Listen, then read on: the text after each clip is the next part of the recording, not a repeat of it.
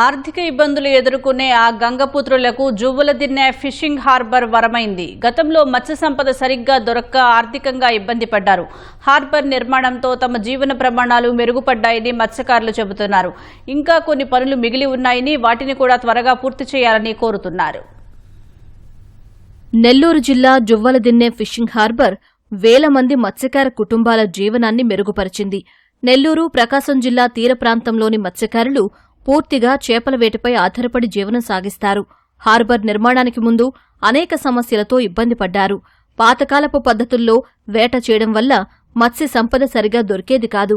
అధునాతన బోట్లు కూడా లేవు. వీరు ఆర్థికంగా ఎదగాలంటే ఫిషింగ్ హార్బర్ అవసరమని అప్పటి టీడీపీ ప్రభుత్వం గుర్తించింది.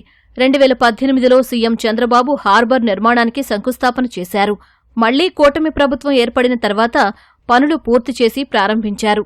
288 కోట్లతో నిర్మించిన ఈ హార్బర్ 164 తీర ప్రాంత గ్రామాలకు ఉపయోగపడుతోంది.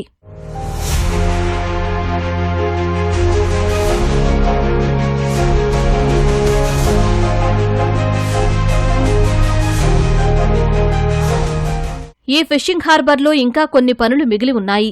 కోల్డ్ స్టోరేజీ, చేపలు ఆరబోసేందుకు ప్లాట్ఫారాల పనులు జరుగుతున్నాయి. బకింగ్హామ్ కాలువలపైన వంతెన, అప్రోచ్ రోడ్డు నిర్మించాల్సి ఉంది. మాకు కొంచెం సదుపాయాలు కావాలా. ఇప్పుడు మా బోట్లు వెళ్తాము, ఐస్ కావాలంటే నెల్లూరు కావాలి వెళ్ళాలా. అలాంటిది మాకు ఒక ఐస్ ఫ్యాక్టరీ కట్టించి మనకు కావాల్సిన సదుపాయాలు ఇస్తే చాలు. చేశారు, ఇబ్బంది లేదు. మాకు చేసాం, కొంచెం అత్తనట్లు నడుస్తున్నాయి పనులు, కొంచెం తొందరగా చేయమని గవర్నమెంట్కి మేము విజ్ఞప్తి చేసుకుంటున్నాం అంతే. ఎండి చేపలు ఆరబెట్టుకోవడానికి ప్లాట్ఫారం కావాలా. ఒకటి మాకేంటంటే ఐస్ ప్లాంట్ లేకుండా మాకు వ్యాపారానికి బాగా ఇబ్బంది అయిపోతుంది. వచ్చే రూపాయలు కూడా దానివల్ల పోతుంది. మాకు కొంచెం ఐస్ అది అయితే కొంచెం ఆయిల్ కూడా దయచేసి చర్య చేసుకుని మాకు తొందరగా న్యాయం చేస్తే మేమేదో కష్టం లేకుండా కొద్దిగా బతుకుతాము. అదే కోరుకుంటున్నా. ఐస్ బ్యాటరీ కడుతున్నారు, కోల్డ్ స్టోరేజ్ కడతా ఉన్నారు. అయితే కట్టిన దానికి మన మత్స్యకారులుగా ఇస్తే మనకి మన కుటుంబాలు, మత్స్యకారు కుటుంబాలు కానీ అందరూ ఇక్కడ జీవనోపాధి చేసుకుని మేము మంగళూరుకి పోకుండా, ఎక్కడ చెన్నైకి పోకుండా ఇక్కడ మాకు లోకల్లో చేయడం చాలా బాగానే ఉంటుంది. మేము లోకల్లో బోట్లు కొని యాడ్ చేస్తూ ఉన్నాం. పర్వాలేదు, అన్నీ బాగానే ఉంది.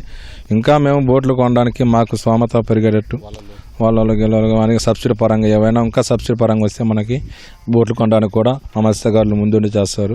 మిగిలిన 10 కోట్ల రూపాయల పనులు త్వరలోనే పూర్తి చేస్తామని నిర్వాహకులు చెబుతున్నారు. జువ్వలదిన్నె ఫిషింగ్ హార్బర్ ఏంటంటే ఆల్మోస్ట్ 95% వర్క్ కంప్లీట్ అయిపోయింది. ఇప్పుడు అడిషనల్ వర్క్స్గా ఏంటంటే మనకి దీనికి యాక్సెస్ బకింగ్హామ్ కెనాల్ మీద యాక్సెస్ బ్రిడ్జ్ ఒకటి కావాలి. అవి కూడా శాంక్షన్ అయి ఉన్నాయి. నెక్స్ట్ నార్త్ బ్రేక్ వాటర్కి వెళ్ళే అప్రోచ్ రోడ్డు ఒకటి ఉంది, అది ఉన్నాయి.